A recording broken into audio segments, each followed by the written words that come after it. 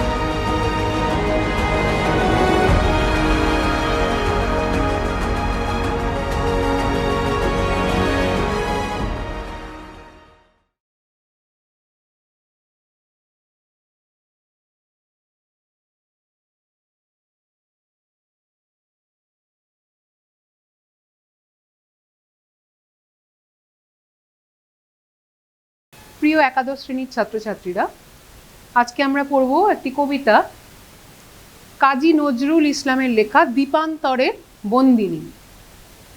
কবি কাজী নজরুল ইসলামের লেখা দ্বীপান্তরের বন্দিনী। কাজী নজরুল ইসলামের সম্পর্কে নতুন করে তো কিছু বলার নেই, তোমরা জানোই তিনি একজন বিদ্রোহী কবি ছিলেন। যখন আমাদের দেশ পরাধীন ছিল সেই সময়ে তার যে লেখা সমস্ত কবিতা বা আরও অনেক কিছুই তিনি লিখেছেন, সেগুলো দেশবাসীর মধ্যে স্বাধীনতার যে আকাঙ্ক্ষা, সেই সমস্ত স্বাধীনতার আকাঙ্ক্ষা বা যে সমস্ত তিনি চোখের সামনে যে অন্যায় অবিচার দেখতেন সেগুলোর বিরুদ্ধে তিনি গর্জে উঠেছিলেন। তাকে বিদ্রোহী আখ্যা দেওয়া হয়েছিল। বিদ্রোহ করেছেন তিনি তার কলমের মাধ্যমে। আমাদের আজকের যে কবিতা দ্বীপান্তর, দ্বীপ দ্বীপ দ্বীপ কি সেটা তো তোমরা জানোই। চারিদিকে মানে জলের মধ্যে একটি সামান্য যে ভূখণ্ড, সেটাই হচ্ছে দ্বীপ। চারিদিকে জল, মাঝখানে ভূখণ্ড, সেটা দ্বীপ। দ্বীপান্তর, অন্তর, এখানে দ্বীপান্তর মানে অন্য দ্বীপ। অন্য দ্বীপ বলতে এখানে দ্বীপ বলতে বলা হচ্ছে আন্দামানের যে দ্বীপপুঞ্জ, সেই দ্বীপের কথা এখানে বলা হয়েছে। দ্বীপান্তরের বন্দিনী মানে বন্দিনী, এখানে কার কথা, কে বন্দিনী, কার কথা বোঝানো হয়েছে? ভারত মাতা, আমাদের যে দেশমাতৃকা, সেই দেশমাতৃকাকে এখানে বন্দিনী স্ত্রীলিঙ্গে ব্যবহার করা হয়েছে। মানে আমাদের মা, দেশমা, তিনি বন্দিনী হয়ে রয়েছেন। কোথায়? সেই দ্বীপান্তরে, অর্থাৎ ভারতবর্ষর পরেই যে বঙ্গোপসাগর, সেই বঙ্গোপসাগরের দ্বীপপুঞ্জ, আন্দামান দ্বীপপুঞ্জ, সেই আন্দামানে বন্দিনী হয়ে রয়েছেন। সেখানে কিভাবে, কেন সেখানে হঠাৎ বন্দি হওয়ার কথা বলা হলো? সেখানে ইংরেজদের শাসনকালে ইংরেজ শাসকরা ওখানে সেলুলার জেল রয়েছে সেই আন্দামানে। সেই যে সেলুলার জেলে সেই ভারতবাসী মানে ভারতবাসীকে, ভারত মাকে সেখানে তারা বন্দি করে রেখেছে। ভারত মাকে কি করে বন্দি করে রাখবে? ভারত কি কোনো মানে ভারত মাকে তারা কি করে তাহলে বন্দি করে রাখলো? এর অন্তর্নিহিত অর্থটা কি? অর্থাৎ ভারতবর্ষে সেই সময় ইংরেজ শাসন, ইংরেজরা 150 বছর প্রায় ভারতবর্ষে শাসন করেছিল। সাম্রাজ্যবাদী শক্তি ভারতবর্ষে এসেছিল বাণিজ্য করার জন্য। আস্তে আস্তে তারা আমাদের গোটা ভারতবর্ষকে তাদের হাতের মুঠোয় নিয়েছে, ভারতবাসীকে তাদের পদদলিত করে রেখেছে। পরে যখন আস্তে আস্তে এইভাবে দীর্ঘদিন ধরে ভারতবাসী তাদের কথা মেনে চলতো, আস্তে আস্তে যখন ভারতবাসী তারা জাগ্রত হলো, তারা জেগে উঠলো, ভারতের যে সেই সমস্ত সন্তান যারা তাদের দেশ মাকে তার ইংরেজদের মানে হাত থেকে ইংরেজরা তাদেরকে যে মানে বন্দি করে রেখেছিল, সেই বন্দিনী অবস্থা থেকে ভারত মাকে যখন তারা উদ্ধার করতে চাইলেন, তখন সেই ভারত মায়ের সেই সন্তানদেরকে সেই দ্বীপান্তরে পাঠিয়ে দেওয়া হলো। সেলুলার জেলের সেই ছোট ছোট কুঠুরি, যদি তোমরা আন্দামানে যাও, অনেকে হয়তো গিয়েওছো, দেখেওছো, সেই সেলুলার জেলের যে ছোট ছোট কুঠুরি, সেই কুঠুরির মধ্যে তাদেরকে কত কষ্ট করে তাদেরকে আটকে রাখা হতো। তারা প্রচুর কষ্ট তারা করতেন। সেইখানে সেই মায়ের সন্তানদের সেখানে আটকে রাখা হয়েছে। সেটাই বলা হচ্ছে আমাদের মা, ভারত মাই যেন সেখানে বন্দিনী, ভারত মাই সেখানে সেই সেলুলার জেলের দ্বীপপুঞ্জে দ্বীপান্তর করা হয়েছে, তাদেরকে দ্বীপান্তরে নির্বাসিত করা হয়েছে ভারত মাকে। তাই এখানে কবিতার নাম কবি এভাবে দিয়েছেন দ্বীপান্তরের বন্দিনী। সেই নির্বাসিতা মা, নির্বাসিতা হয়েছেন দেশমা হয়ে সেখানে জেলে বন্দি হয়ে রয়েছেন আন্দামানে। এই কবিতাটি, আচ্ছা, পাশে নাই ফিরে ভারত ভারতী, ভারতী মানে হচ্ছে সরস্বতী, সরস্বতীর আরেক নাম হচ্ছে ভারতী। 1331 বঙ্গাব্দে মাঘ মাসে এটি প্রথম বন্দিনী নাম দেওয়া হয়েছিল। প্রথম যখন এই কবিতাটি কবি প্রকাশ করেছিলেন বিজলি নামে পত্রিকায়, তখন সেখানে 1331 বঙ্গাব্দে সেই কবিতাটি বন্দিনী নামে প্রকাশিত হয়েছিল। পরবর্তীকালে এটি ফণী মনসা, কবির যে ফণী মনসা কাব্যগ্রন্থ, সেখানে এই কবিতাটি সংকলিত হয়েছিল। সেখান থেকে তোমাদের বইতে এটি নেওয়া হয়েছে, ফণী মনসা কাব্যগ্রন্থ থেকে নেওয়া হয়েছে। তো আসে নাই ফিরে ভারত ভারতী, মার কতদিন দ্বীপান্তর, কতদিন মা সেই অন্য দ্বীপে বন্দী হয়ে থাকবেন আমাদের মা। পুণ্যবেদীর শূন্যে ধ্বনিল ক্রন্দন 150 বছর, অর্থাৎ এখানে 150 বছর বলতে সেই পলাশীর প্রান্তর, সেই পলাশীর প্রান্তরে ভারতের স্বাধীনতা সূর্য অস্তমিত হয়েছিল। সেই সিরাজদৌল্লাকে পরাজিত করা হয়েছিল, ইংরেজদের হাতে তিনি পরাজিত হয়েছিলেন। তার পরাজয়ের সঙ্গে সঙ্গেই ভারতের স্বাধীনতা সূর্য পলাশীর প্রান্তরে অস্ত গিয়েছিল। তারপর থেকে প্রায় 150 বছর, সেই 1947 সালে 1857 পরে 1857 জুন মাস, তারপরে 1947 আগস্ট, 15ই আগস্ট দেশ স্বাধীন হয়েছিল। তাহলে 150 বছরেরও কিছু বেশি সময় ধরে ভারত মা বন্দিনী হয়েছিলেন। কার হাতে? ইংরেজদের হাতে। সাম্রাজ্যবাদী শক্তি আমাদের মাকে, আমাদের দেশ মাকে বন্দিনী করে রেখেছিল। সপ্ত সিন্ধু 13 নদী পার দ্বীপান্তরের আন্দামান, অর্থাৎ সপ্ত সিন্ধু 7 সাগর 13 নদী পার হয়ে, অর্থাৎ আগেকার দিনে এখন যেমন যাওয়ার ব্যবস্থা, যোগাযোগ ব্যবস্থা সহজ হয়েছে, তখন তো তা ছিল না, এত সহজে তখন আন্দামানে যাওয়া যেত না। তো তখন যে সমস্ত মানে যাদেরকে বন্দি করে রাখা হতো, যাদেরকে দ্বীপান্তর, এটা তাদের একটা শাস্তি। কিসের শাস্তি? এটা হচ্ছে তারা সত্যি কথা বলার, দেশ মাকে ইংরেজদের হাত থেকে রক্ষা করতে চাওয়ার যে তাদের প্রবণতা, আকাঙ্ক্ষা, সেই আকাঙ্ক্ষাকে গলা টিপে মারা হতো। কিভাবে? তাদেরকে নির্বাসনে পাঠিয়ে। কোথায় নির্বাসনে পাঠানো হতো? আন্দামানে। আন্দামান এত সহজ ছিল না যাওয়া। সেই সপ্ত সিন্ধু 7 সাগর 13 নদী পার হয়ে, সেই বিশাল সাগর পার হয়ে সেই আন্দামান দ্বীপপুঞ্জ, সেই দ্বীপপুঞ্জে একবার যাকে নির্বাসিত করে দেওয়া হলো, অত সহজ নয় তার পক্ষে আবার সেখান থেকে ফিরে মূল ভূখণ্ডে ভারতবর্ষে ফিরে আসা। যার ফলে তাদের সেই বন্দি দশা দীর্ঘায়িত হতো। তারা সেখানে বন্দি থাকতে থাকতে কত অঘটন ঘটেছে, কতজন পাগল হয়ে গিয়েছেন, আরও কত কিছু হয়েছে। তারা কিন্তু আসলে ভারতবর্ষের, ভারত মায়ের তারা এক একজন মানে পুণ্যাত্মা। তারা অত্যন্ত মানে উচ্চ শিক্ষিত, তারা জ্ঞানী মানুষ। তাদের সেই শিক্ষার, তাদের জ্ঞানের মুখকে তারা প্রশ্ন করেছেন।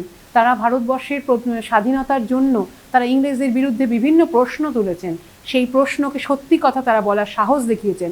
তাদের সেই সাহসকে, তাদের সেই সত্যবাদিতাকে, সেগুলোকে গলা টিপে দেওয়ার জন্য, তাদের মুখ বন্ধ করে দেওয়ার জন্য, তারা যেন আর 5 জনকে তাদের স্বাধীনতার মন্ত্রে উদ্বুদ্ধ করতে না পারেন, সেই জন্য তাদেরকে পাঠিয়ে দেওয়া হয়েছে নির্বাসনে। শাস্তি দেওয়া হয়েছে, কঠিন শাস্তি দিয়ে তাদেরকে আন্দামানে পাঠিয়ে দেওয়া হয়েছে। রূপের কমল রূপার কাঠির কঠিন স্পর্শে যেখানে ম্লান, শতদল যেথা শতধা ভিন্ন, শস্ত্র পানির অস্ত্র ঘায়। আচ্ছা, এটুকু বলি। রূপের কমল বলতে দেশের এই তারুণ্য শক্তি, তরুণ শক্তি, তাদের কথা বলা হয়েছে। তাদেরকে যেখানে কঠিন স্পর্শে তারা ম্লান হয়ে গিয়েছে, তাদের তারুণ্য শক্তি ইংরেজদের ঐশ্বর্যের কাছে, বৈভবের কাছে পরাজিত হয়ে গিয়েছে। তাদেরকে আর শতদল বলতে কি, স্বাধীনতার যে আকাঙ্ক্ষা, এই সমস্ত মানুষদের, এদের যে স্বাধীনতার আকাঙ্ক্ষার, দেশের যে তরুণ শক্তি, তারা দেশকে স্বাধীন করতে চেয়েছিল, কিন্তু সেই আকাঙ্ক্ষাকে শতধা ভিন্ন, শত ধারায়, শত ভাগে ছিন্ন ভিন্ন করে দেওয়া হয়েছে। আর শস্ত্র বলতে অস্ত্র, পানি মানে হাত, আর হাতে যে হাত অস্ত্র ধরে, অস্ত্রধারীরা, সেই অস্ত্রধারী ইংরেজ শক্তি, তারা আমাদের দেশের এই তরুণ শক্তিকে, যারা কিনা প্রশ্ন তুলছে, স্বাধীনতাকে স্বাধীন করতে চাইছে আমাদের দেশকে, তাদের সেই স্বাধীনতার আকাঙ্ক্ষাকে, সেই বাসনাকে তারা ছিন্ন ভিন্ন করে দিচ্ছেন অস্ত্রের ঘায়ে। যন্ত্রী যেখানে শান্তি বসায়ে, বিনার তন্ত্রী কাটিছে হায়, সেখান হতে কি বেতার সেতারে, এসেছে মুক্তবন্ধ সুর। মুক্ত কি আজ বন্দিনী বাণী, ধ্বংস হলো কি রক্ষপুর। কবি প্রশ্ন করছেন ইংরেজ সরকার কর্তৃক দেশের মানুষের স্বাধীনতার স্বপ্ন এবং স্বাধীনতার দাবি, সেটা নষ্ট হয়ে গিয়েছে। সেই নষ্ট হয়ে গিয়েছে, তারা অপপ্রয়োগ করেছে তাদের হাতে যে ক্ষমতা আছে, সেই ক্ষমতার অপপ্রয়োগ করে তারা আমাদের দেশের সেই সমস্ত মানুষকে, যারা প্রশ্ন তুলেছে তারা কেন আমাদের দেশের মানুষের উপর এত অত্যাচার করছে, তাদেরকে বিভিন্ন রকমভাবে তাদের অত্যাচারের এই সমস্ত ক্ষমতার যে অপপ্রয়োগ করছে, তারা অত্যাচার করছে মানুষের, আমাদের দেশের বা দেশবাসীর উপর, সেই বিষয়ে প্রশ্ন যারা করছেন, সেই সমস্ত প্রশ্নকারীকে তারা প্রশ্নকারীর মুখ বন্ধ করে দিতে চাইছে। তারা সেখানে যে প্রহরী বসাচ্ছে, অর্থাৎ যিনি যন্ত্র যিনি বাজান, বীণা যিনি বাজান, যার হাতে বীণা আছে, সেই বীণা যন্ত্র যিনি বাজান, তিনি তো বীণা বাদক, তার হাতে তো কোনো অস্ত্র থাকে না। অথচ তারা কি করছে? প্রহরী বসাচ্ছে, শান্ত্রী অর্থাৎ প্রহরী বসিয়ে সেই সমস্ত বীণার বাদনকে, বীণার বা সেতারের যে বাজনা, যে সুন্দর সুর যেখান থেকে ওঠে, সেই সুরকে তারা কিন্তু ছিন্ন ভিন্ন করে দিয়ে তারা কিন্তু সেই স্বাধীনতার কণ্ঠস্বরকে তারা বন্ধ করে দিচ্ছে। সেই কণ্ঠস্বরকে আর যেন কণ্ঠস্বর আর যেন শোনা না যায়, তার জন্য তারা বিভিন্ন রকমের চেষ্টা করছে, বিভিন্ন রকম পন্থা নিচ্ছে। হ্যাঁ, করে তার মধ্যেই একটি পন্থা হচ্ছে এই সমস্ত মানুষকে, তারা এই সমস্ত সত্য প্রশ্ন যারা করছেন, যে সেই স্বাধীনতার কণ্ঠস্বর যাদের কণ্ঠে শোনা যাচ্ছে, তাদেরকে তারা বন্দি করে দিচ্ছেন। তারা হচ্ছে রক্ষপুর বলতে এখানে মানে অত্যাচারী ইংরেজ শাসনের যে ব্রিটিশ শাসন ব্যবস্থা, তাকে রক্ষ মানে রাক্ষস, পুর মানে পুরী, তাদের যে শাসন ব্যবস্থা সেটাকে এখানে রক্ষপুর বলা হচ্ছে। যক্ষপুরীর রৌপ্য পঙ্কে, রূপা হচ্ছে ঐশ্বর্যের প্রতীক, কিন্তু পঙ্ক মানে হচ্ছে কাদা। তাহলে যক্ষপুরী বলতে ইংরেজদের যে শাসন ব্যবস্থা তাকে বলা হচ্ছে। তাদের যে প্রচুর বৈভব, প্রচুর ঐশ্বর্য, তারা তো বিভিন্ন দেশে বিভিন্ন জায়গায় তারা তাদের মানে সাম্রাজ্যবাদী শক্তি বিস্তার করেছিল। সেই সাম্রাজ্যবাদী শক্তি বিস্তার করেছিল, তাদের প্রচুর ঐশ্বর্য ছিল। তো সেই ঐশ্বর্যের দ্বারা একসময় এমন হয়েছিল, গোটা পৃথিবীর সমস্ত জায়গায় তারা তাদের সাম্রাজ্যবাদী শক্তি বিস্তার করে দিয়েছিল। তারপর তাদের প্রচুর ঐশ্বর্য ছিল, তারা তো বাণিজ্য করতো, তারা বণিক শ্রেণী করে তারা প্রচুর মানে ধন সম্পদ সব জোগাড় করেছিল। সেই জন্য বলা হচ্ছে রূপা, ঐশ্বর্যের প্রতীককে রূপা হিসেবে বলা হয়েছে। কিন্তু এই প্রচুর বৈভবের আড়ালে তাদের যে অত্যাচারী মনোভাব, অর্থাৎ তাদের তাদের মনোভাবটা মোটেও সুন্দর ছিল না। তাদের অত্যাচারী যে রূপ, তাদের ব্রিটিশ শাসনের প্রচুর ঐশ্বর্যের আড়ালে যে অত্যাচারী রূপ, সেই জিনিসটাকে এখানে রৌপ্য পঙ্ক, যক্ষপুরী ইংরেজদের বলা হচ্ছে, ইংরেজদের শাসন, সেটাকে তারা ঐশ্বর্যের আড়ালে অত্যাচারী রূপকে এভাবে বলা হয়েছে। ফুটিল কি তবে রূপ কমল, কামান গোলার সীসা স্তূপে কি উঠিছে বাণীর শীষমহল। অর্থাৎ এই যে অত্যাচারের যে পটভূমি, সেখানে স্বাধীনতার স্বপ্ন, দেশ মাতৃকাকে স্বাধীন করার যে স্বপ্ন, সেই স্বপ্নের প্রতিষ্ঠা সম্ভব হলো কিনা সেটা কবি প্রশ্ন করছেন। শান্তি সূচিতে শুভ্র হলো কি রক্ত সোদাল খুন খারাপ, অর্থাৎ রক্ত ভেজা যে হত্যাকাণ্ড, সেগুলো কি এখন সেই সমস্ত কি থামলো? শান্তি কি দেশে ফিরে এলো? সুচিতা কি দেশে ফিরে এলো? নাকি সেই তাদের যে অত্যাচার, সেই অত্যাচারে চারিদিকে খুন খারাপ রক্ত প্রবাহ, সেটাই কি বয়ে চলেছে? সেটা কি থেমেছে? এখন কি সেই সমস্ত বন্ধ হয়েছে? এটা কবির প্রশ্ন। অর্থাৎ ইংরেজরা তাদের অত্যাচার বন্ধ করেছে কি? আমাদের দেশমাতৃকার স্বাধীনতার প্রশ্ন যারা করছেন, দেশে সেই সমস্ত মানুষ, তরুণ শক্তি, তাদের উপর অত্যাচার বন্ধ করেছে কি তারা? তবে কিসের আর্ত আরতি, কিসের এই সংখ্যারাপ? তাহলে কিসের জন্য, যদি তারা সেটা বন্ধ নাই করে থাকে, তাহলে কিসের জন্য এই শাঁখের আওয়াজ? তাহলে কিসের জন্য এই আরতি? কিসের জন্য আমরা পূজা করছি, দেশ মাতৃকার আরাধনা করছি? কিসের জন্য, যদি তাদের হাত থেকে আমরা আমাদের দেশকে স্বাধীন করতে নাই পারি? 7 সমুদ্র 13 নদী পার, দ্বীপান্তরের আন্দামান, বাণী যেথা ঘানি টানে নিশিদিন, বন্দি সত্য ভানিছে ধান, জীবন চুয়ানো সেই ঘানি হতে আরতির তেল এনেছ কি, হোমানল হতে বাণীর রক্ষী, বীর ছেলেদের চর্বি ঘি, হায় শৌখিন পূজারি। আচ্ছা, এইটুকু বলি আগে, বিপ্লবীদের দিয়ে এই যে দ্বীপান্তর করানো হতো, সেখানে তাদেরকে দিয়ে প্রচুর কষ্ট করানো হতো। যে সমস্ত শ্রমসাধ্য কাজ, সেগুলো দিয়ে এসে মানে যদি সেগুলো তোমরা পড়ো, তাহলে মানে চোখের জল ধরে রাখতে পারবে না। তাদেরকে দিয়ে এত কষ্টকর কাজ, এত শ্রমের কাজ তাদেরকে করানো হতো যে তারা পেরে উঠতেন না। তাদের কোনো মানে বেঁচে থাকার কোনো আকাঙ্ক্ষা, স্পৃহাই তাদের নষ্ট হয়ে যেত। তারা যারা সত্যি কথা বলেছেন, তাই সেই সত্যি বা সত্যবাদীদের মুখ বন্ধ করে দেওয়ার অপপ্রচেষ্টা করা হয়েছে, তাদেরকে বন্দি করে রাখা হয়েছে, তাদেরকে দিয়ে ঘানি টানানো হয়েছে, তেলের ঘানি, যেটা কিনা প্রচণ্ড শ্রমের কাজ। যে সেই ঘানি চিন্তা করে দেখো, সেটা সেই সমস্ত স্বাধীনতা সংগ্রামীদের দিয়ে, তাদেরকে দিয়ে সেই ঘানি টানানো হয়েছে, তেল বের করা হয়েছে। এক দিনে তাদেরকে একটা লক্ষ্যমাত্রা দিয়ে দেওয়া হতো, এত তেল তোমাদের বের করতে হবে। সেই জন্য মানে তারা সেই ঘানি টেনেই যেত, করতে করতে তাদের জীবনে আর কোনো জীবনী শক্তির অস্তিত্ব থাকতো না, কিছু আর বেঁচে থাকতো না। হ্যাঁ, সেই জন্য বলছে তাদের দিয়ে যে তেলের ঘানি ঘোরানো হতো, সেই শ্রমসাধ্য কষ্টকর কাজ করানো হতো, তাতে তাদের জীবনী শক্তি প্রায় নিঃশেষ হয়ে যেত। সেটাকেই বলা হচ্ছে, এই যে বলছে না জীবন চুয়ানো সেই ঘানি হতে, তাদের জীবনী শক্তি যে নিঃশেষ হয়ে যেত, সেটাকেই এখানে জীবন চুয়ানো এই কথাটা সেখানে বলা হয়েছে।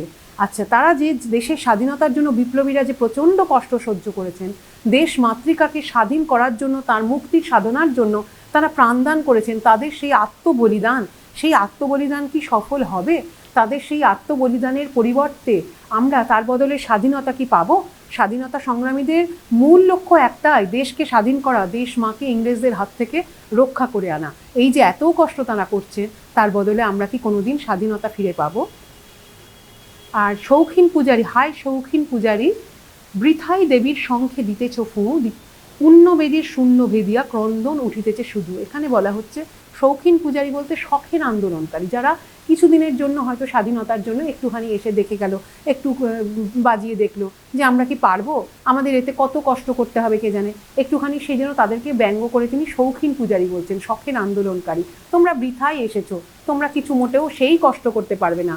যারা সেই কষ্ট করছে তারাই আসলে দেশের মানে আসল দেশ মাতৃকার আসল সন্তান তারা। পূজারী কাহারে দাও অঞ্জলি, মুক্ত ভারতী ভারতে কই, আইন যেখানে ন্যায়ের শাসক, সত্য বলিলে বন্দী হই, অত্যাচারিত হইয়া যেখানে বলিতে পারি না অত্যাচার। আচ্ছা, বলছে যে ন্যায়ের শাসক, ইংরেজরা কি করছে, তারা দেখাচ্ছে এই তো, এইটা আমরা তো সব কিছু নিয়ম মেনে চলছি, এই তো এখানে এই আইন আছে, আইন মেনে আমরা চলছি। অর্থাৎ তারা আইন দেখিয়ে সেই আইনের অপপ্রয়োগ করছে আমাদের দেশবাসীর উপরে, আমাদের ভারত মাতার সন্তানদের উপরে আইনের ভুলভাল আইন দেখিয়ে, আইনকে অপপ্রয়োগ করে দেশের সন্তানদের উপর তারা প্রচণ্ড অত্যাচার করছে, তাদেরকে বিচার ব্যবস্থার নামে প্রহসন চলছে। সত্যি কথা যারা বলছে তাদেরকে তারা বন্দি করে দিচ্ছে। এই সমস্ত তারা বুঝতে পারছে তো যে এদেরকে যদি আমরা প্রশ্ন করতে দিই, এরা যদি সত্যি কথাগুলো বলে, সাধারণ মানুষ যারা হয়তো চিন্তা ভাবনা যারা করে না, যারা প্রত্যেক দিনের এই সমস্ত বিষয়ের মধ্যে যারা নেই, যারা সাধারণ মানুষ, দিন আনে দিন খায়, অথবা যারা সাধারণভাবে জীবন কাটাতে আগ্রহী, যারা এই সমস্ত দেশের স্বাধীনতা বা যারা এইগুলো নিয়ে চিন্তা ভাবনাই করে না, তাদের মনের মধ্যেও দেখা যাবে কোনো না কোনো দিন প্রশ্ন উঠছে। তারাও ভাববে, যখন বারবার শুনবে ওই সমস্ত ছোট ছোট ছেলেগুলো, তরুণ শক্তির ধারক বাহক, যে তরুণ শক্তির যে ছেলেগুলো, সেই সন্তান, তারাও আমাদেরই তো সন্তান, তারা যখন এই সত্যি কথাগুলো বলছে, প্রশ্ন করছে, তখন তাদের এই সমস্ত সাধারণ মানুষ যারা এগুলো নিয়ে চিন্তাভাবনাই করে না, তাদের মনের মধ্যেও নিশ্চয়ই কোনো না কোনো দিন প্রশ্ন জাগবে। তাহলে সেই প্রশ্ন তো তাদের মনের মধ্যে জাগতে দেওয়া যাবে না। তাহলে তো একসঙ্গে প্রচুর মানুষ ইংরেজদের বিরুদ্ধে প্রশ্ন করবে, আন্দোলন করবে, দেশকে স্বাধীন করার চেষ্টা করবে। তখন তারা কোথায় যাবে? তাদের সব শক্তি তো শেষ হয়ে যাবে। কোনো না কোনো দিন তাদেরকে তো এই ভারতবর্ষ ছেড়ে চলে যেতে হবে। একসময় তারা তো ভাবেনি ইংরেজরা যে ভারতবাসী, তারা ভেবেছিল এরা আমাদের পদদলিত, এদের কোথায় এত ক্ষমতা, আমাদের হাতেই তো শক্তি, আমাদের হাতে বিচার ব্যবস্থা, আমাদের হাতে আইন, অস্ত্র শস্ত্র সব কিছু তো আমাদের, ওরা কি করবে? ওদের হাতে তো কিছুই নেই, না ওদের শিক্ষা আছে, আমরা ওদেরকে শিক্ষিত হতেই দেবো না, আর না ওদের প্রশ্ন করার ক্ষমতা আছে, যারা প্রশ্ন করবে আমরা ওদের মুখ বন্ধ করে দেবো। সত্যি কথা বলার তাদের কোনো ক্ষমতা নেই। ওরা যদি সত্যি কথা বলে আমরা বলবো না, আমরা আইন দেখাবো, হ্যাঁ, তাদেরকে বিচার করে, যারা সত্যি কথা বলবে বিচার ব্যবস্থার প্রহসন করে আমরা তাদেরকে বন্দি করে দেবো। তাহলে আর তো তাদের কোনো কণ্ঠস্বর থাকবে না, রুদ্ধ হয়ে যাবে কণ্ঠস্বর। কীভাবে দেশ, ভারতবর্ষটা কীভাবে কোনোদিন স্বাধীন হবে? তারা কোনোদিন ভাবেনি দেশ একদিন স্বাধীন হবে, কিন্তু কবি ভেবেছেন, কবি কিন্তু দেখতে পেয়েছেন ভবিষ্যতে হয়তো কোনো না কোনো দিন আমাদের দেশ স্বাধীন হবে। কিন্তু এখন তো সেই রকম কোনো আশা তিনি দেখতে পাচ্ছেন না। কারণ যখনই তারা সত্যি কথা বলছে, দেশের সেই সব সন্তানরা, তাদের মুখ বন্ধ করে দেওয়া হচ্ছে, তাদের দ্বীপান্তরে পাঠিয়ে দেওয়া হচ্ছে, তাদের বিচার ব্যবস্থা করে ভুলভাল আইন দেখিয়ে তাদেরকে বন্দি করে রাখা হচ্ছে। তাহলে কোথায় সেই প্রশ্ন, কোথায় সেই দেশের স্বাধীনতা আকাঙ্ক্ষা, দেশকে সামনাসামনি দেশ যে কোনো না কোনো দিন খুব দ্রুত স্বাধীন হবে, সেই সমস্ত সেগুলো এখন চিন্তাই করা যাচ্ছে না, স্বপ্ন দেখাই ভুল হয়ে যাচ্ছে। যেথা বন্দিনী সীতা সমবাণী, সহিতে বিচার চেরির মাঠ। চেরি কারা? চেরি হচ্ছে নারী প্রহরী। চেরি শব্দটার বানান এখানে চয়েকার ডয়শূন্য রয় হর্ষকায় লেখা আছে, কিন্তু বাংলা আকাদেমির বানান অনুসারে এটা চয়েকার ডয়শূন্য র। যদি তোমরা চয়েকার ডয়শূন্য র লেখো তাতে কোনো ভুল হবে না, আকাদেমিতে এই বানানটাই লেখা হয়েছে।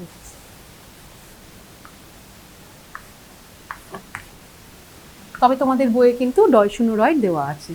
চেরি কথাটার মানে হচ্ছে নারী প্রহরী। এখানে সীতা, সেই সীতার আমলে যদি আমরা ফিরে যাই, যখন রাবণ সীতাকে নিয়ে চলে গিয়েছিলেন, অপহরণ করে নিয়ে গিয়ে সেই লঙ্কাপুরীতে বন্দিনী করে রেখেছিলেন সীতাকে অশোক বনে। তখন সীতাকে কারা পাহারা দিত? সেখানকার নারী প্রহরী যারা, তাদেরকে চেরি বলা হতো, তারা সীতাকে সেখানে পাহারা দিত, সেরকম বলছে। আচ্ছা, সেই রকম সেই বিচার চেরির মার বলতে এখানে প্রহসনকে, বিচার ব্যবস্থার প্রহসনকে বোঝানো হয়েছে। অন্তঃপুরের যে নারী প্রহরী বিচার ব্যবস্থার দোহাই দিয়ে, তাদেরকে দিয়ে, বিচার ব্যবস্থার দোহাইকে দিয়ে সীতার সম বাণী মানে ভারতী, সরস্বতী, মা সরস্বতী, তাকে সেই চেরিদের দ্বারা বন্দিনী করে রাখা হয়েছে। অর্থাৎ তার মুখ, আবার বাণী মানে কথাকেও বোঝানো হয়, অর্থাৎ ন্যায়ের ভাষণ, ন্যায়ের যে বক্তব্য, সেই বক্তব্যকে বিচারের প্রহসন দিয়ে বন্দিনী করে রাখা হয়েছে। সত্যি কথা বলাটা এখন অপরাধ। যে বলবে সত্যি কথা, যার মুখ দিয়ে কোনো সত্যি কথা বেরোবে, তাকেই বিচার ব্যবস্থার প্রহসনে তাদেরকে বন্দী হয়ে থাকতে হবে। বাণীর মুক্ত শতদল যেথা আখ্যালোভিলোভী বিদ্রোহী পূজারী, সেখানে এসেছো কি তুমি?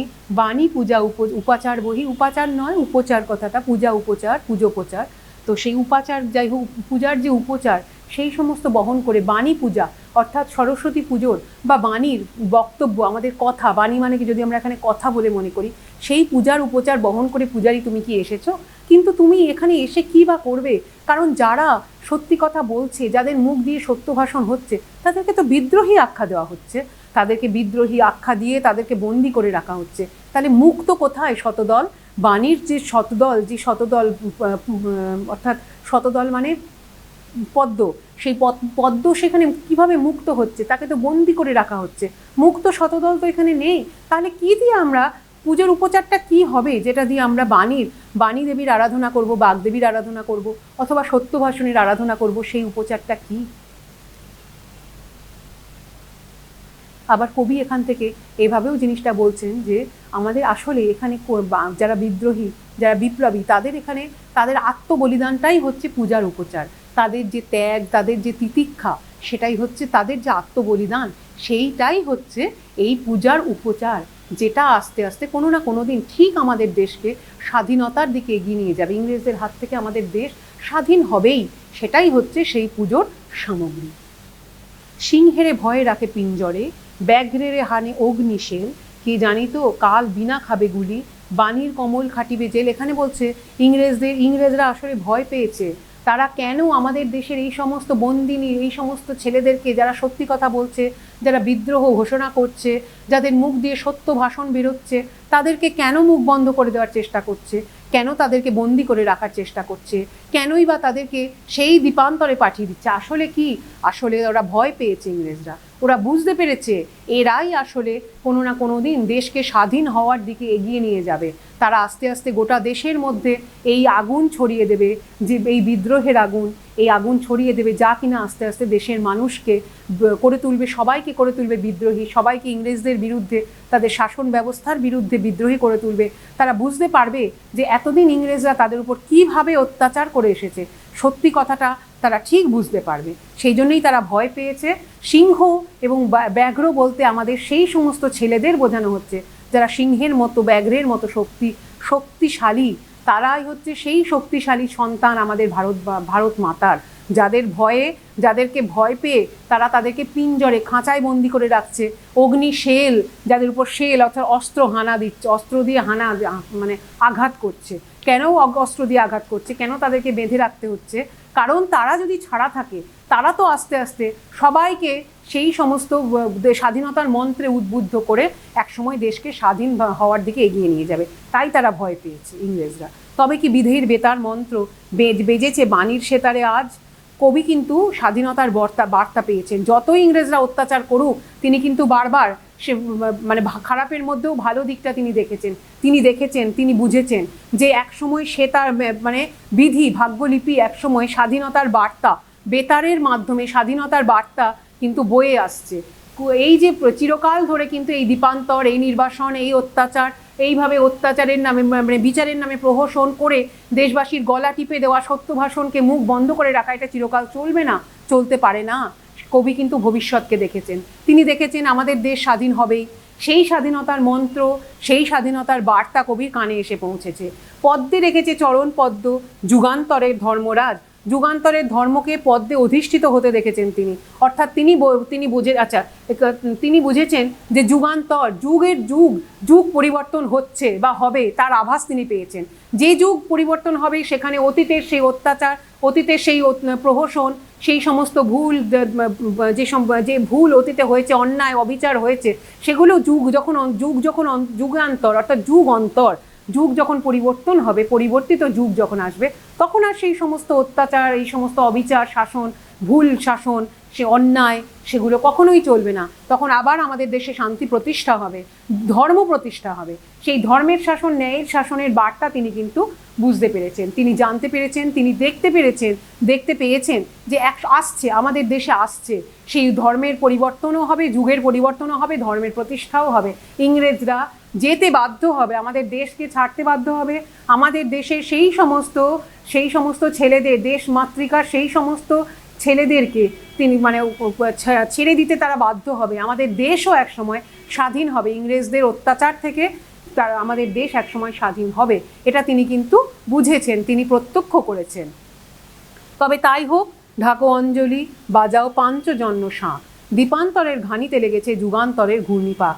যতই কবি প্রত্যক্ষ করেছেন আগে যে আমাদের দেশে অত্যাচার হচ্ছে, অবিচার চলছে, শাসন ব্যবস্থা এইভাবে ভেঙে পড়ছে, ইংরেজরা সাম্রাজ্যবাদী শক্তি কীভাবে আমাদের দেশের মানুষের উপর অত্যাচার করছে, তাতে তিনি বিরক্ত হয়েছেন, ক্ষুব্ধ হয়েছেন, দুঃখ পেয়েছেন। কিন্তু কবিতার শেষে এসে তিনি কিন্তু আশার বাণী শুনিয়েছেন, তিনি কিন্তু নিরাশার মধ্যে দিয়ে শেষ করে দেয়নি। আশার বাণীটা কি? তিনি বলছেন যুগের পরিবর্তন হবে, ইংরেজরা একসময় আমাদের দেশ ছেড়ে যাবেই, এই যে দিন বারবার তারা অত্যাচার করছে তারও একটা শেষ আছে, সব কিছুর শেষ আছে। সেই অত্যাচারিত হয়ে, অত্যাচারের মাধ্যমে যাদেরকে নির্বাসনে পাঠানো হচ্ছে, এক সময় তাদেরকে তারা ছেড়ে দিতে বাধ্য হবে। চিরকাল এই সততার পথ, সত্যের বাণীকে মুখ বন্ধ করে রাখা যায় না। সে তার নিজের শক্তিতে, নিজের ক্ষমতায় আত্মপ্রকাশ করবেই, নিজের বলে সে বলিয়ান হবেই। তখনই যুগের পরিবর্তন হবে, ধর্মের প্রতিষ্ঠা হবে।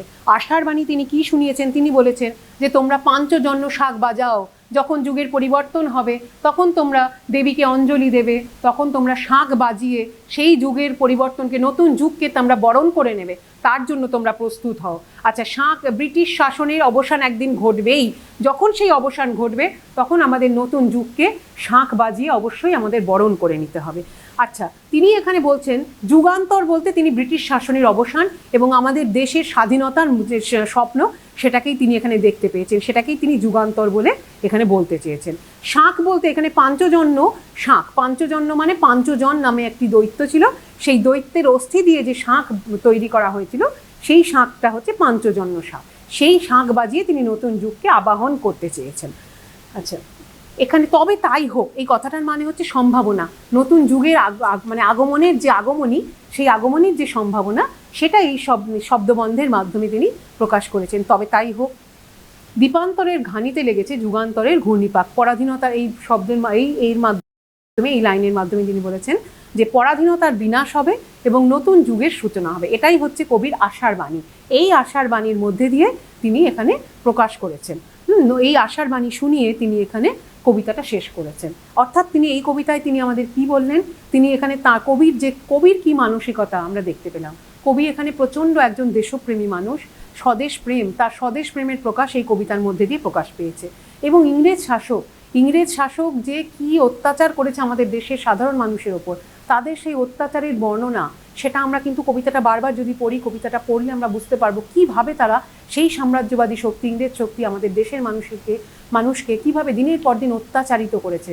তাদের সেই অত্যাচারের বর্ণনা, তাদের শাসনের নামে যে অত্যাচার, বিচারের নামে যে প্রহসন, সেগুলো এখানে এই কবিতার মধ্যে দিয়ে কবি এখানে প্রকাশ করেছেন। কতগুলো শব্দের অর্থ আমরা একটু দেখে নিই। দ্বীপান্তর, দ্বীপান্তর মানে হচ্ছে অন্য দ্বীপে নির্বাসন।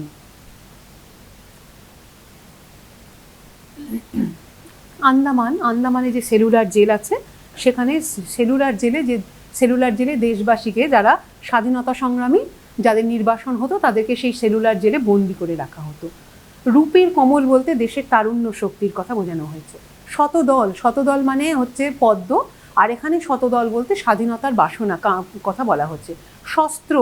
শস্ত্র মানে অস্ত্র, আর পানি মানে তো হাত, তাহলে শস্ত্র মানে অস্ত্রধারী, যার হাতে অস্ত্র আছে। চেরি মানে নারী প্রহরী।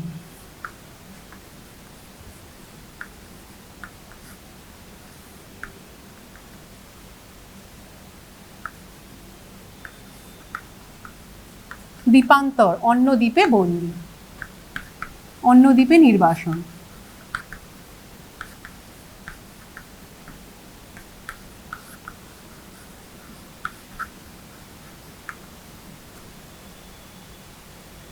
শস্ত্র পানি মানে পানিতে অস্ত্র যার, হাতে অস্ত্র যার মানে অস্ত্রধারী।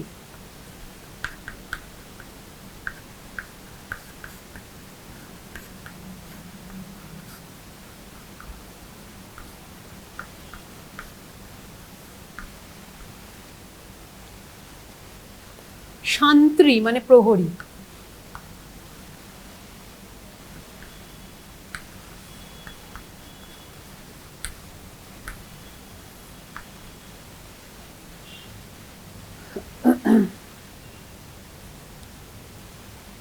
শীষ মহল মানে কাঁচের বাড়ি।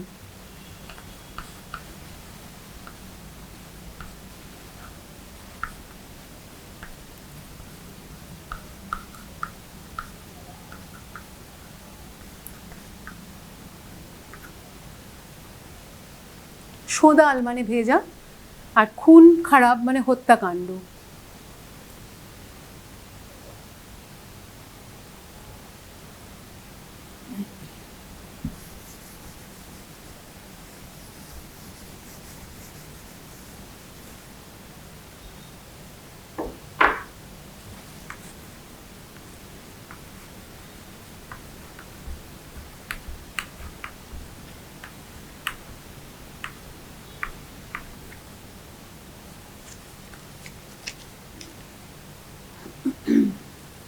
শঙ্খারাব খুব জোরে শাঁখের শব্দ।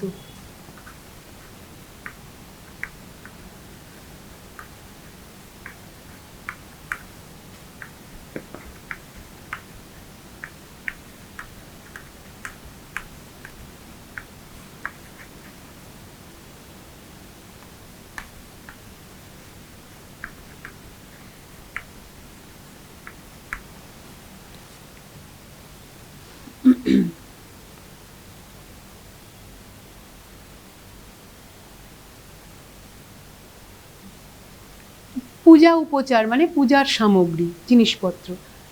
পিঞ্জর মানে হচ্ছে খাঁচা। পাঞ্চজন্য শাঁখ, পাঞ্চজন নামে দৈত্যের অস্থি দিয়ে তৈরি কৃষ্ণ, শ্রীকৃষ্ণের যে শঙ্খ, শাঁখ।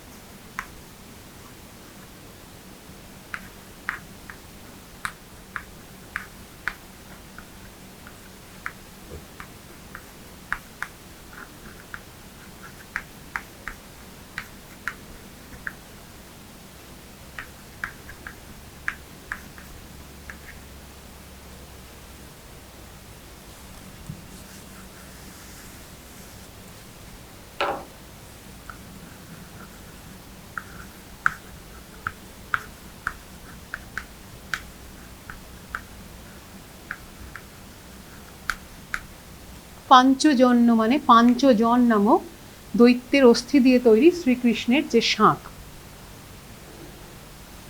আচ্ছা,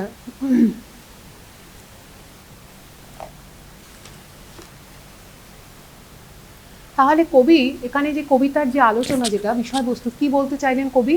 এখানে কবি আমাদের ইংরেজরা সাম্রাজ্যবাদী শক্তি কিভাবে আমাদের দেশের লোকজনের উপর অত্যাচার করেছে সেটার বর্ণনাও তিনি যেমন দিয়েছেন, শেষে কিন্তু এসে তিনি তার মনের মধ্যে কিন্তু একটা বার্তা তিনি যেন বুঝতে পেরেছেন, তার মনে একটা বার্তা কিন্তু তিনি আমাদের দিয়েছেন, যে তিনি বারবার ভেবেছেন এইভাবে চলতে পারে না চিরকাল, চিরকাল এইভাবে ইংরেজদের শাসন অত্যাচার চলতে পারে না।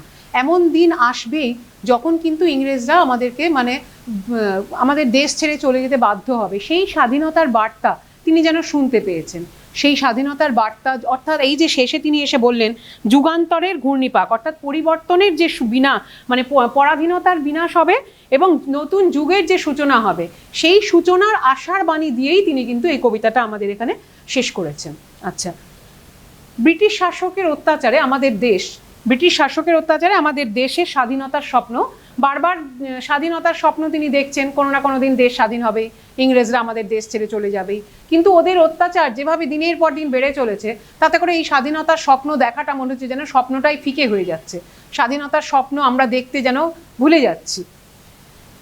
এই স্বাধীনতার আন্দোলনের যে গতি, স্বাধীনতা আন্দোলনের যে গতি, সেই গতি রোধ করে দেওয়াটা হচ্ছে ওদের একটা হচ্ছে মানে ওদের আসল একটা উদ্দেশ্য, স্বাধীনতা আন্দোলনের গতিকে রুদ্ধ করে দেওয়া। যার জন্য ওরা কি করছে, যে কোনোভাবেই হোক এই স্বাধীনতা আন্দোলনের যারা স্বাধীনতা আন্দোলনকে যারা সামনের দিকে এগিয়ে নিয়ে যেতে চাইছেন, সেই সমস্ত মানুষগুলোকে, সেই তরুণ শক্তিকে ধরে তারা মানে অনেক দূরে পাঠিয়ে দিচ্ছে, সেই দ্বীপান্তরে তাদেরকে পাঠিয়ে দেওয়া হচ্ছে, দ্বীপান্তরে নির্বাসন দেওয়া হচ্ছে, যেখান থেকে তারা যেন সহজে ফিরে আসতে না পারে।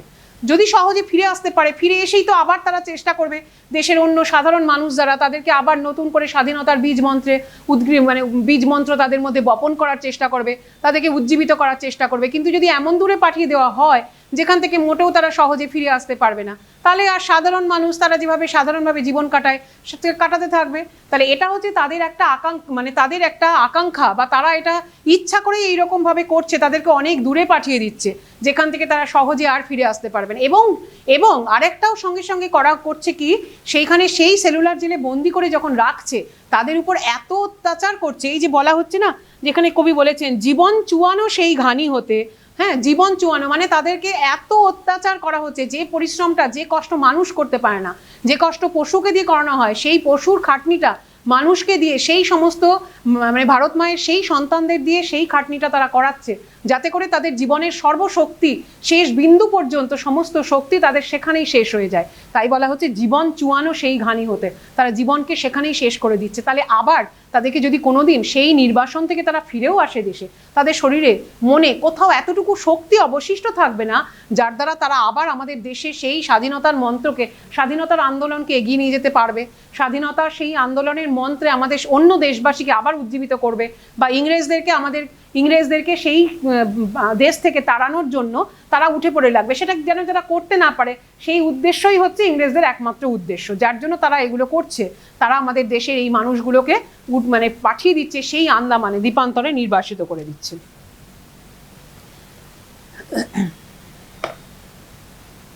তবুও যাই হোক, সেই যে কবি বারবার করে যখন স্বপ্ন তিনি দেখছেন যে কোনো না কোনো দিন আমাদের দেশ স্বাধীন তো হবেই, ইংরেজদের হাত থেকে আমরা মুক্তি পাবোই, তবুও আবার তাদের সেই অত্যাচারের কথা স্মরণ করছেন যখন, তখন তার মনটা খারাপ হয়ে যাচ্ছে। কোনোদিন কি পারবো আমরা স্বাধীন হতে? তারা কি কি এমন কি তেল উপচার, কিভাবে আমরা আমাদের দেশ মাতৃকাকে অঞ্জলি দেব, কিভাবে তাকে পুজো করব, কি করলে তাকে আমরা ইংরেজদের অত্যাচারের হাত থেকে তাকে আমরা রক্ষা করতে পারবো, আমরা স্বাধীন দেশমাতৃকাকে কোনো না কোনো দিন ফিরে পাবো। কিন্তু শেষ অবধি দেখা গেল তিনি আমাদের সেই নিরাশার মধ্যেও একটা আশার বাণী শুনিয়েই সেই কবিতাটা শেষ করলেন, যে যারা সত্যি কথা বলছে তাদেরকে তো তারা মুখ বন্ধ করে দিচ্ছে, সত্যি কথা বললে তাদের উপরে বিচারের প্রহসন নেমে আসছে, তাদের উপর অন্যায় অত্যাচারের খাঁড়া নেমে আসছে, কিন্তু তবুও শেষ অবধি তিনি কিন্তু সেই বাণী শুনেছেন, যে বাণী এবং শুনিয়েছেন আমাদেরকে, যে বাণীর মধ্যে দিয়ে আমরা শেষ অবধি যুগান্তরের যুগ যে পরিবর্তন হবেই সেটা তিনি আমাদের শুনিয়েছেন। আমরা যুগান্তরের শব্দ, যুগান্তরের সেই বাণী আমরা শুনতে পেয়েছি, বেজে উঠেছে শ্রীকৃষ্ণের, তিনি বলেছেন যে যুগান্তর তো একদিন হবেই, তাকে আবাহনের জন্য তিনি শ্রীকৃষ্ণের পাঞ্চজন্য শাঁখ, সেই পাঞ্চজন্য শাঁখকে প্রস্তুত করে রাখতে বলেছেন, যে শাঁখের আওয়াজের মধ্যে দিয়ে আমরা আমাদের দেশের মায়ের, দেশ মাতৃকার স্বাধীনতার সেই শব্দকে আমরা বরণ করে নেব, স্বাধীন মাকে আমরা একদিন ঠিক বরণ করে নেব। সেই শব্দ, সেই মানে আশার বাণী শুনিয়েছেন তিনি আমাদের। আচ্ছা, দেশ একদিন, অর্থাৎ তাঁর যে সব মানে আকাঙ্ক্ষা, সেই আকাঙ্ক্ষাটা হচ্ছে আমাদের দেশ, আমাদের মা একদিন ঠিক স্বাধীন হবে। আন্দামান হচ্ছে এখানে কি, আন্দামানের সেই সেলুলার জেল, আন্দামান হচ্ছে ইংরেজদের সেই শাসনের প্রতীক, ইংরেজদের সেই অত্যাচারের প্রতীক হয়ে উঠেছে সেই আন্দামান। সাম্রাজ্যবাদী শক্তির নির্মম সেই শোষণ যন্ত্র হচ্ছে সেই আন্দামান, যেখানে শুধুমাত্র দেশের মানুষ বিপন্ন হয়েছে, আমাদের মা, আমাদের মায়ের স্বাধীনতা সেখানে বিপন্ন হয়েছে। বিদেশি রাষ্ট্রশক্তি ভারতবাসীর সমস্ত আশা আকাঙ্ক্ষার গলা টিপে রেখেছে সেখানে, কিন্তু তবুও সমস্ত অত্যাচারের মধ্যে দিয়েও কবি দেখেছেন, কবির চোখে ধরা পড়েছে দিন বদলের ইঙ্গিত। সমস্ত অত্যাচারের শেষ আছে, সব অত্যাচারেরই শেষ আছে। দিনের পর মানে রাতের বেলা, যতই রাত হোক না কেন, সেই রাতের পরেও একটা দিন আসে, রাতের শেষ হয়, মানে সূর্য ওঠে, সেই সূর্য ওঠার ইঙ্গিত এখানে দেখা গেছে। কবি বুঝতে পেরেছেন যতই গাঢ় হোক, যতই রাত্রি আসুক, যতই অত্যাচার প্রবল হয়ে উঠুক, তারও একটা শেষ আছে। সেই জন্য তিনি বলছেন মুক্তি তো আসবেই, সুন্দরের প্রতিষ্ঠা অবশ্যই হবে। কিন্তু নির্মম যে বাস্তবকে তিনি বারবার যখন প্রত্যক্ষ করছেন, তখন আবার তার মনটা খারাপ হয়ে যাচ্ছে।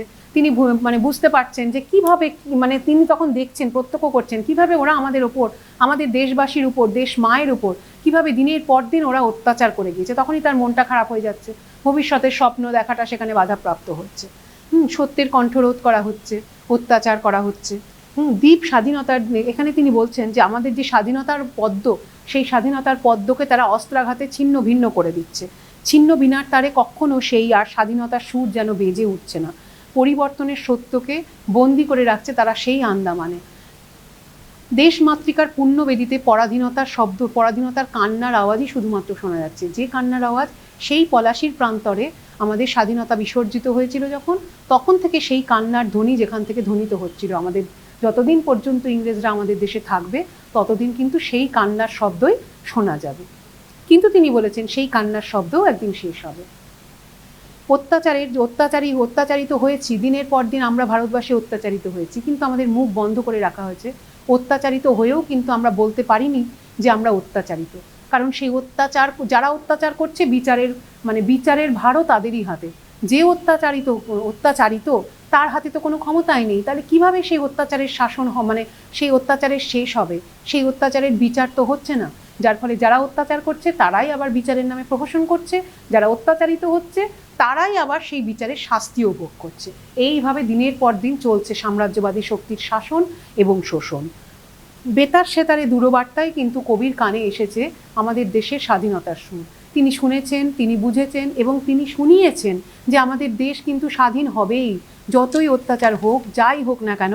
একদিন আমাদের দেশে যতই সেই সমস্ত মানুষগুলোকে, সেই তরুণ শক্তিকে দ্বীপান্তরে পাঠিয়ে দেওয়া হোক, নির্বাসিত করা হোক, তবুও কিন্তু আমাদের ভারতবর্ষে বঙ্গোপসাগরের উত্তর পূর্ব দিকের যে আন্দামান দ্বীপপুঞ্জ রয়েছে, এখন আন্দামান এবং নিকোবর একসঙ্গেই বলা হয় আন্দামান নিকোবর দ্বীপপুঞ্জ, তো সেই আন্দামান দ্বীপপুঞ্জে যতই তাদেরকে নির্বাসিত করা হোক, তবুও আমাদের দেশ মা, তাদের সঙ্গে সঙ্গে আমাদের দেশ মাতৃকাও তো গিয়ে সেই আন্দামানে বন্দী হয়ে রয়েছেন, তারও তো দ্বীপান্তর হয়ে গিয়েছে।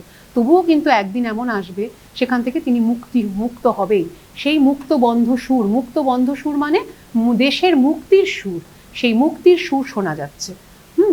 পুণ্যবেদীর 150 বছর পলাশির প্রান্ত, অর্থাৎ পলাশির প্রান্তরে যে 150 বছর, পলাশির প্রান্তরে যে দেশের স্বাধীনতা বিসর্জন হয়েছিল প্রায় 150 বছর পর, সেই স্বাধীনতা আমরা কিন্তু ঠিক ফিরে পাবো। এভাবেই কবি এখানে সেই স্বাধীনতার মন্ত্র উজ্জীবিত করেছেন এবং স্বাধীনতার মন্ত্রকে শুনিয়েছেন। এখানে